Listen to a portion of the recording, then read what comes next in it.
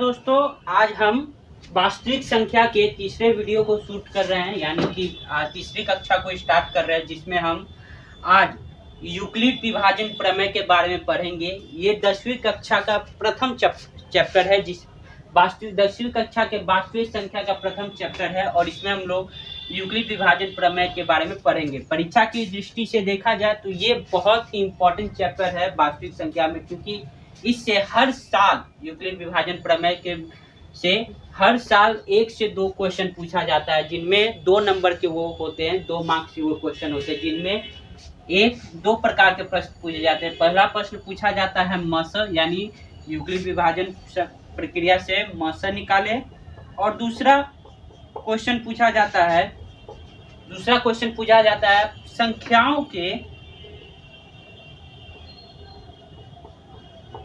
संख्याओं के रूपों के बारे में, कि कोई भी संख्या किस प्रकार के रूप में है। तो इस वीडियो से अब हम दोनों प्रकार के प्रश्नों का हल करेंगे। तो सबसे पहले आज हम पढ़ेंगे कि यूक्लिड विभाजन प्रमेय क्या है। यह एक सिंपल सा प्रमेय है, जिसकी परिभाषा लिखने के लिए कभी भी एग्जाम में नहीं आती है, इसके लिए हमें सबसे पहले इसे समझना होगा।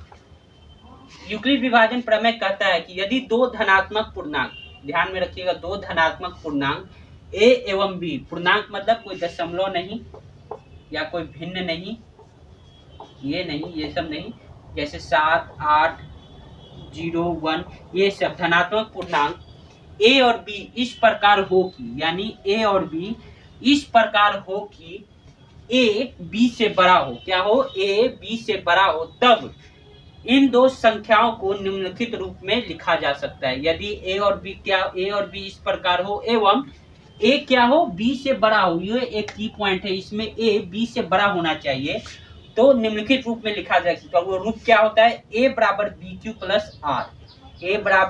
प्लस r, जहां कंडीशन होता है जहां r 0 से बड़ा या बराबर होगा एवं b से हमेशा छोटा होगा, जहां r 0 से बड़ा या बराबर होगा एवं b से छोटा होगा, ये प्रमुख कंडीशन। एवं q एवं r a और b के खास मान के लिए अद्वितीय होंगे, यानी q और r के दूसरे वैल्यू नहीं होंगे। कब? जब a और b का मान फिक्स हो, यानी फिक्स हो तो q और r का मान भी अद्वितीय होगा। अब मैं इसे सिंपल वर्ड में समझाता हूँ। ये कुछ और कुछ नहीं, एक विभाजन है। जैसे मान लीजिए अगर 10 को 7 से भाग देते हैं तो हम इसे किस प्रकार लिखेंगे? 10 बराबर 7 गुने 1 प्लस 3। अब देखिए यहाँ एग्जाम्पल में देखिए, 10 क्या है? a है, 7 क्या है? b है, 1 क्या है? q है, और 3 क्या है? r है। यानी r जो है, b जो है, यानी जो भाग देता है, a वह है जिसमें भाग लगता है, q क्या है? भाग आने के बाद जो भागफल होता है वो, और 3 जो है जो शेषफल है। अब यहाँ पर मैं आपको ये बता दूं कि ये पार्ट काफी इंपॉर्टेंट है, इसी पार्ट पे हम बाकी के प्रश्नों को हल करेंगे। तो अब देखिए कैसे इंपॉर्टेंट है। हमेशा याद रखिए, r जो होगा 0 से बड़ा या बराबर होगा, लेकिन b से हमेशा छोटा होगा, b के बराबर होगा भी नहीं। ये सिंपल सी बात है। कभी भी आप किसी को संख्या को 7 से अगर मान लीजिए भाग देते हैं, तो यहाँ जो शेषफल आएगा वो हमेशा क्या हो? या तो 7 से छोटा होगा, या 0 हो सकता है, 1 हो सकता है, 1 हो सकता है, 2 हो सकता है, 3 हो सकता है, 4 हो सकता है, 5 हो सकता है, 6 भी हो सकता है, लेकिन 7 कभी नहीं होगा। अगर 7 होगा तो फिर एक बार भाग लग जाएगा और वो कट जाएगा। तो इसका मतलब ये हुआ, या तो इसका यहाँ का मान 0, 1, 2, 3, 4, 5, 6 होगा। अगर ये 10 हम बार बार बदले तो इन्हीं 6, ये 1, 2, 3, 4, 5 और 7 संख्याओं में से एक होगा, 7 नहीं होगा, ये सब संख्याएं होंगी। तो इसका मतलब यही है कि अगर हम इसे यूक्लिड विभाजन प्रमेय के हिसाब से पढ़े और इसे बीजगणितीय रूप दे तो इसे इस फॉर्म में लिखा जाएगा, और इसका एक शर्त होगी कि r की वैल्यू b से हमेशा छोटी होगी एवं 0 या 0 से बड़ी हो सकती है। तो इसी के आधार पर, इसी यूक्लिड विभाजन प्रमेय के आधार पर अब इस पे संबंधित क्वेश्चनों को हम हल करेंगे। तो जैसा कि मैंने बता दिया है कि आप चाहे तो इसे नोट कर सकते हैं। वैसे तो इसे एग्जाम में कभी पूछा नहीं जाता लिखित रूप से लिखने के लिए, लेकिन आपको ये बहुत जरूरी है ये जानना, और इसी कारण मैंने ये बताया, क्योंकि ये 10वीं का पहला ही पाठ है। तो आशा किया होगा आपने लिख लिया होगा स्क्रीन को पॉज करके। अब चलते हैं इससे संबंधित प्रश्नों को हल करने। पहला, इससे दो प्रकार के प्रश्न पूछे जाते हैं, जैसा कि मैंने पहले ही स्टार्ट कर दिया था। दो प्रकार के प्रश्न पूछे जाते हैं। पहला होता है यूक्लिड की सहायता से, यूक्लिड विभाजन प्रमेय की सहायता से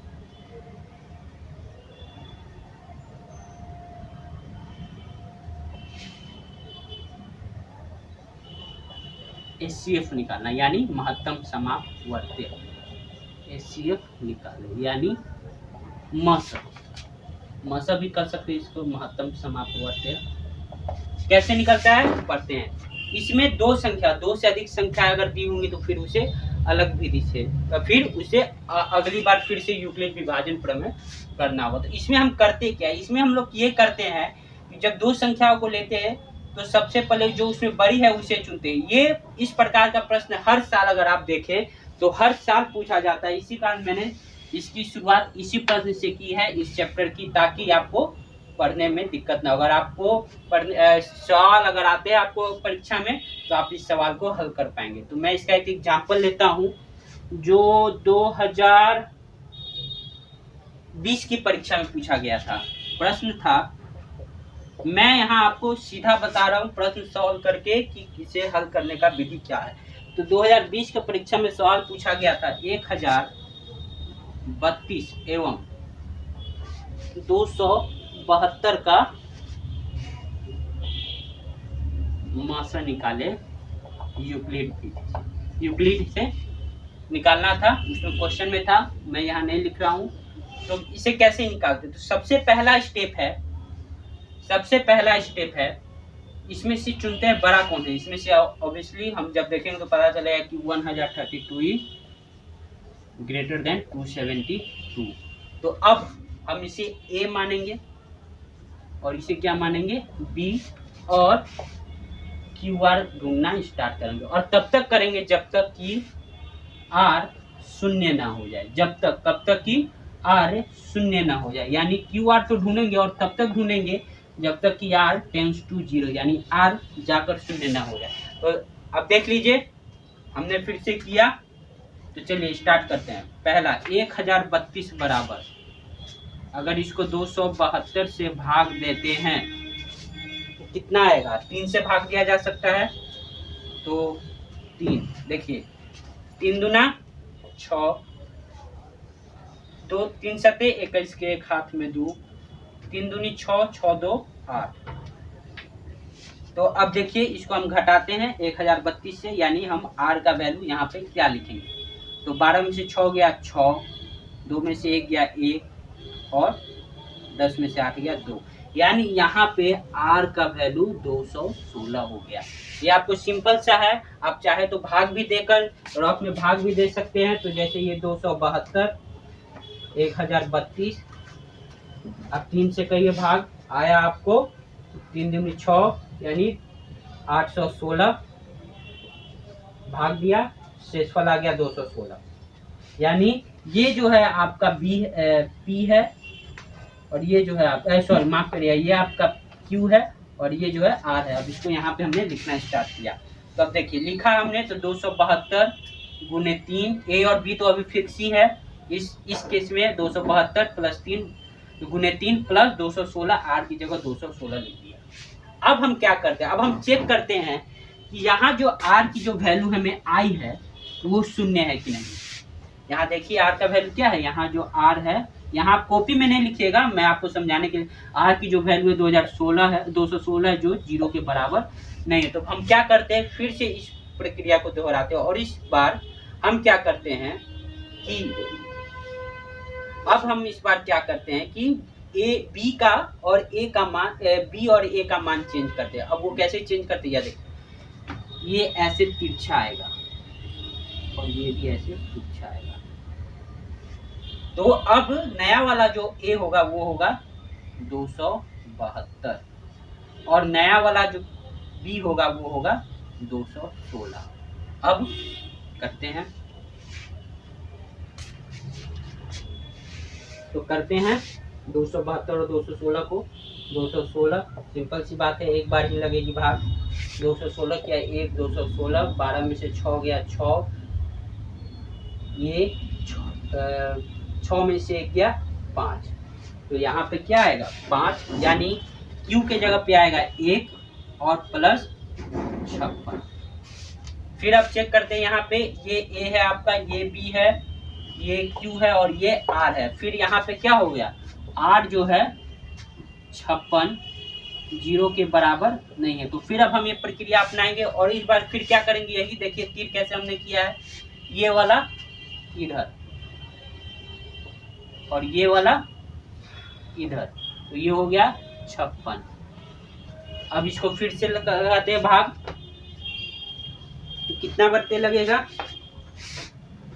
तो ये हमें बताएगा 216 56, 3 मरते, 3 चक 18 के 8 में 3 5 15, 1 16, 16 में से 8 गया 8, 20 में से 16 गया 4, 48। तो यहाँ देखिए अब हमने किया 3 मरते और यहाँ पे शेषफल कितना आया 48। फिर अब देखिए यहाँ जो R है, R का जो वैल्यू है 48 है, जो इक्वल 0 के बराबर नहीं है। तो हम क्या करेंगे, फिर से एक बार लाएंगे और इस बार क्या आएगा 56 आएगा, यहाँ पे 56 आया और यहाँ पे क्या आएगा 48 आया। अब फिर से करते हैं, तो ये अब मैं कर देता हूँ, ये समझाने के लिए मैंने किया था, थोड़ा साफ लगेगा आपको, अच्छे से आप नोट कर पाइएगा। तो अब हमने किया 48 यहाँ आया, अब इसको भाग देंगे तो सिंपल सी बात है एक बार में ही लग जाएगा और जो शेष आएगा वो कितना आएगा 8 आएगा। फिर यहाँ R जो है, R कितना है 8, जो 0 के बराबर नहीं है। फिर अब क्या करेंगे, 48 को इधर लाएंगे और 8 गुने 6 प्लस 0, 8 छक 48, आप भाग दीजिएगा तो शेषफल यहाँ क्या आएगा 0 आएगा। तब यहाँ पे R जो है 0 है। अब हम यहीं पे ये पार्ट मैंने आपको समझाने के लिए लिखा है, आप कॉपी में नहीं उतार सकते। आप जब अपने पुस्तक में उत्तर लिखेंगे तो आप ये वाला जो पार्ट है ये आप नहीं उतारेंगे, ये आप रॉक में करेंगे, ये वाला सारा पार्ट यहाँ तक आप लिखिएगा और ये वाला पार्ट आप रॉक में करिएगा। मैंने आपको यहाँ समझाने के लिए किया है। अब देखिए यहाँ पे क्या आया 0 आया है, तो अब हम यहाँ पे ये काम खत्म कर दिए। अब हमें चुनना है मशक क्या होगा, तो मशक होगा महत्तम समापवर्ती जो होगा वो ये होगा B। यहाँ अब A क्या है 48, B 8 है, तो यहाँ अब हम यहाँ लिख सकते हैं जो महत्तम समापवर्ती जो हुआ वो मशक बराबर 8। इस तरह से यूक्लिड विभाजन प्रमेय द्वारा हम मशक को निकालते हैं। अब हम एक और सवाल लेते हैं जो पूछा गया था 2018 के एग्जाम में, 2019 में ही पूछा गया था, 2018 में ही पूछा गया था। तो 2018 का जो सवाल है मैं वो लेना चाहूँगा और आप ये उतार दीजिए स्क्रीन को पॉज करके, तो मैं ये मिटाता हूँ। हाँ, तो वो जो प्रश्न था वो था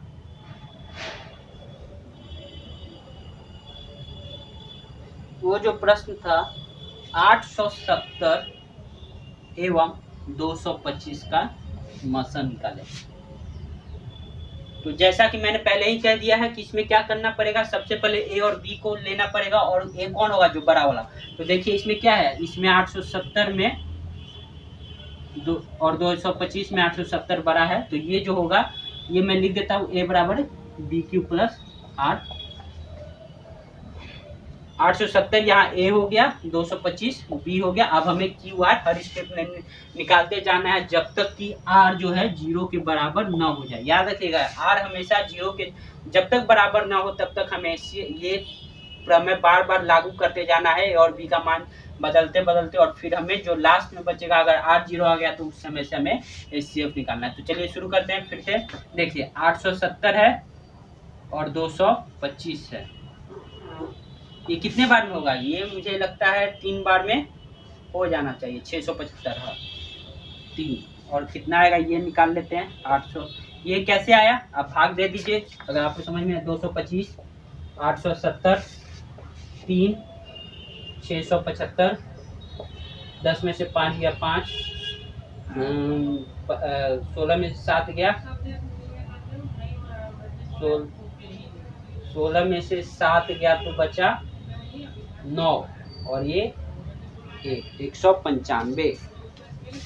तो ये हो गया, तो ये हो गया 195। ये क्या हो गया आपका, ये हो गया Q, ये तो B है ही, और ये आपका R। यहाँ पे R क्या है, इज नॉट इक्वल टू 0। तो फिर से करते हैं, तो फिर क्या करेंगे, ये वाला पार्ट यहाँ आएगा, ये वाला पार्ट यहाँ आएगा और ये वाला पार्ट इसके जगह चला जाएगा। तो देखें कि ये 225 बराबर 195, या तो एक इससे भाग देंगे, एक से भाग एक ही से होगा, चेक कर लीजिए कितना आएगा शेषफल। शेषफल आएगा 195 225, ये 195 आया, 5 में से 5 गया 0, और 22 में से 19 गया तो 3, यानी 30 आपका 30 जो होगा वो R का मान होगा। फिर क्या है, R यहाँ से 0 के बराबर नहीं है, तो हम फिर क्या करेंगे, एक बार और देंगे, 125 को यहाँ लेके आएंगे, लेके आते हैं, चलिए सॉरी माफ कीजिएगा, 195 को 195 यहाँ लेके आए, और ये 30 को फिर से यहाँ लेके आए। अब फिर करिए तो शायद ये 6 से लग जाए, 6 से करिएगा। ये रफ का पार्ट है, आप ये हमेशा रफ में करिएगा, अगर आपको मुजबानी नहीं हल हो पा रहा है ये वाला, तो ये 6 30, ये आपका 15, यानी R का वैल्यू 15 आ गया, तो ये हो गया 15। अब देखिए फिर यहाँ पे R का value is not equal to 0, तब हम क्या करेंगे, फिर इसको सॉल्व करेंगे, तो ये 30 जो है यहाँ आ जाएगा बराबर 15, ये यहाँ आ जाएगा और गुना 2 प्लस, अब भाग करेंगे तो 0 आ जाएगा, क्योंकि 30 15 से विभाजित है। तो अब क्या देखिए क्या आ गया, यहाँ हमें R का वैल्यू 0 आ गया, यानी अब हमें काम यहाँ पे ठप करना होगा, यानी बंद करना होगा, ठीक है। तो R का वैल्यू 0, तब मसा निकाल ले, मसा जो होगा ये B वाला पार्ट होगा, तो मसा बराबर 15, ये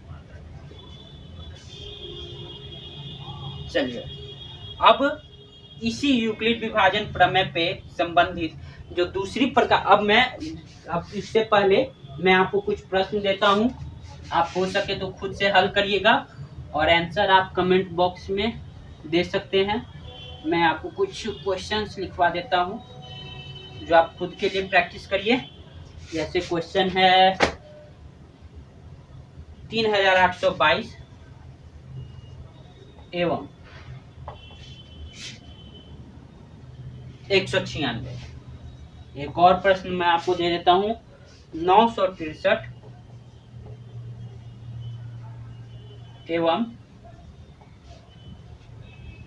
657। ये दोनों प्रश्न आप घर पे सॉल्व करिएगा, और हो जाएगा आंसर कमेंट बॉक्स में जरूर डालिएगा। अब ये प्रश्न आप लिख लिए। अब मैं यूक्लिड विभाजन प्रमेय से के संबंधित जो दूसरे प्रकार का प्रश्न आता है वो मैं आपको बताने जा रहा हूँ। यूक्लिड विभाजन प्रमेय से दूसरे प्रकार के जो प्रश्न आते हैं, इस प्रश्नों में हम पूर्णांकों याद रखिएगा हमेशा, पूर्णांकों के रूप का अध्ययन करते हैं, रूप का अध्ययन करते हैं। याद रखिएगा हमेशा यूक्लिड विभाजन प्रमेय जो 10वीं में है वो सिर्फ पूर्णांकों के लिए है, अध्ययन करना, अध्ययन इसे कैसे है, इससे संबंधित क्या होता है कि जो पूर्णांक होते हैं उनसे कि उनका रूप कैसा होगा, वो किस प्रकार के होंगे, उनका अगर a बराबर बी क्यू के सिद्धांत पर लिखे तो उनका b क्या होगा, उनका q क्या होगा, इसी पे हम लोग संबंधित क्वेश्चन सॉल्व करते हैं। तो चलिए शुरू करते हैं।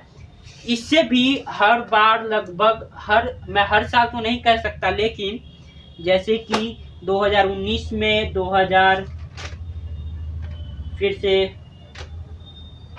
2019 में इस पे एक प्रश्न पूछा गया था, और उससे पहले भी इस पे एक प्रश्न पूछा जा चुका है। तो इसी कारण मैं आपको ये प्रश्न बार बार, मतलब हमेशा तो नहीं पूछा गया है लेकिन पूछा गया है, 1 साल के अंतराल पर या 2 साल के अंतराल पर इस प्रकार के प्रश्न पूछे गए हैं, और इस प्रकार के प्रश्न एनसीईआरटी में भी 12 पूछे गए हैं। तो ये प्रश्न इस प्रकार होता है कि किसी भी संख्या को दर्शाने के लिए प्रश्न ये है कि किसी भी सिद्ध कीजिए या दिखाइए, क्वेश्चन क्या होता है, प्रश्न दिखाएं कि कोई भी धनात्मक पूर्णांक, ये मैं बेसिक सा क्वेश्चन देता हूं, 3q प्लस 1 या 3q प्लस 2 के रूप का।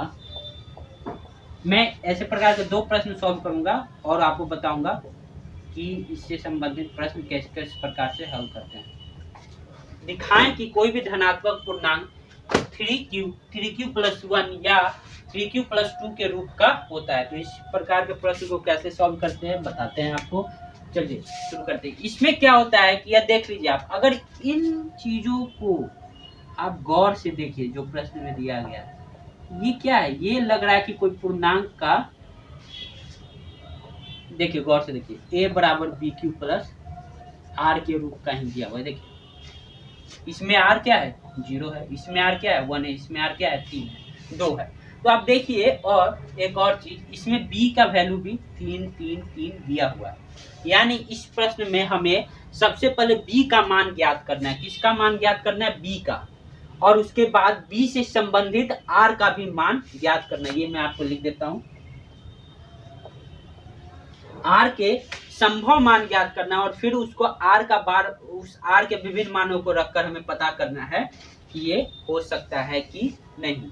अब देखिए, इसमें कोई भी धनात्मक पूर्णांक, तो हम पहले मानते हैं प्रश्नानुसार, अगर उत्तर लिखना हो, उत्तर प्रश्नानुसार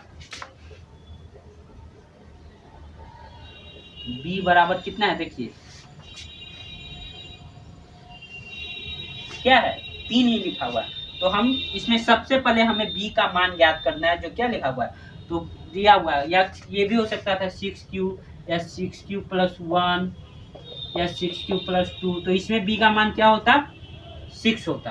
तो इसी प्रकार हमें b का मान सबसे पहले ज्ञात करना है, और उसके बाद प्रश्न में जो दिया हुआ है उसे b का मान ढूंढना है। तो इस प्रश्न में b का मान क्या हो जाएगा, 3, इसमें भी 3, 3q प्लस 1 है तो 3, इसमें भी 3q प्लस 2 है तो यानी 3, तो b का मान 3। अब माना कि धनात्मक पूर्णांक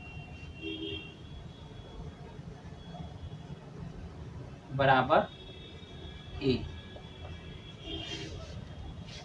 अब हम क्या करेंगे, अब यूक्लिड विभाजन प्रमेय के रूप में लिखेंगे, यूक्लिड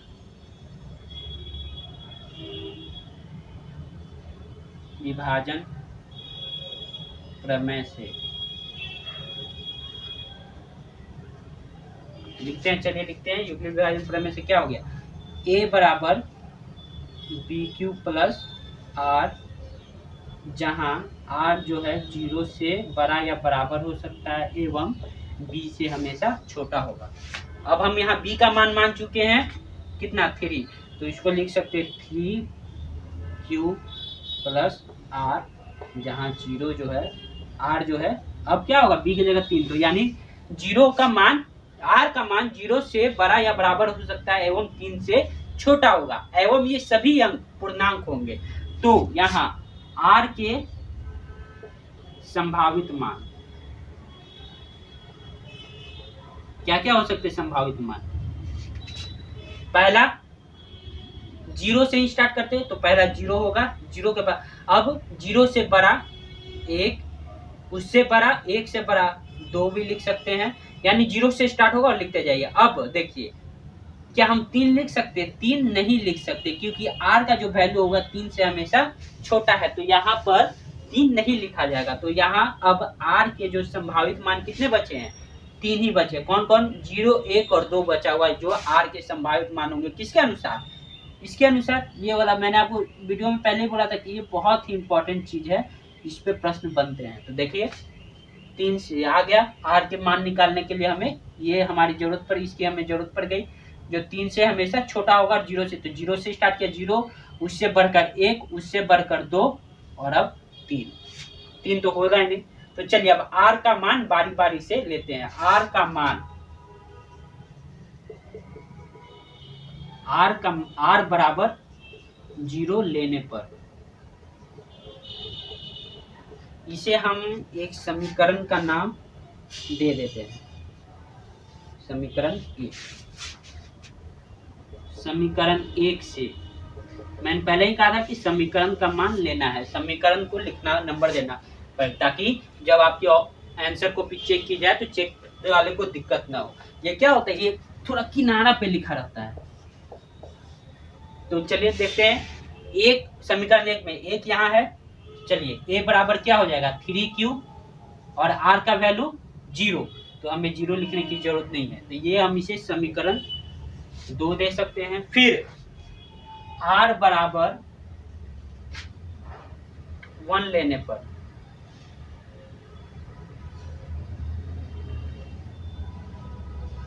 समीकरण 1 से r का मान ले लीजिए 1, ये तो मान लिया है पहले ही।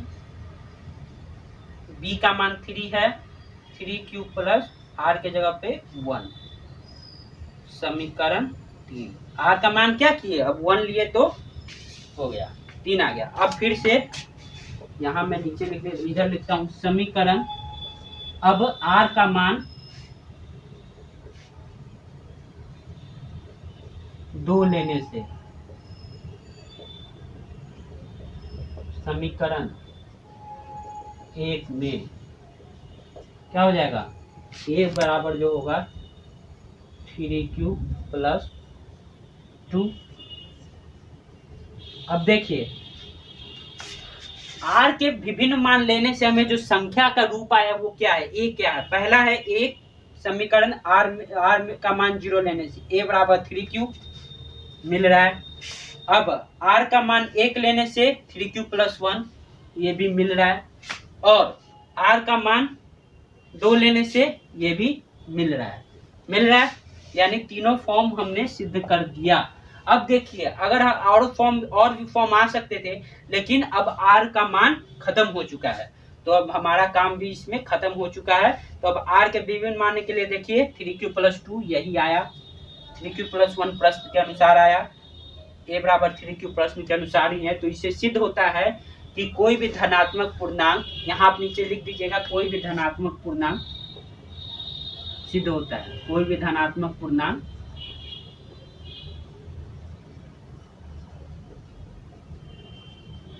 थ्री क्यू प्लस 1 या 3q प्लस 2 के रूप का होता है, सिद्ध हुआ, प्रूफ।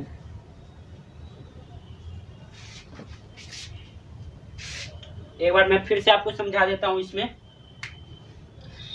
प्रश्न है कि कोई भी धनात्मक पूर्णांक 3q या 3q प्लस 1 या 3q प्लस 2 के रूप का होता है। तो ये देखिए मैंने आपको पहले ही बता दिया था कि जब कंपेयर करिएगा तो b का मान हमें मिल रहा है, b इसमें भी b, और b का मान क्या है 3।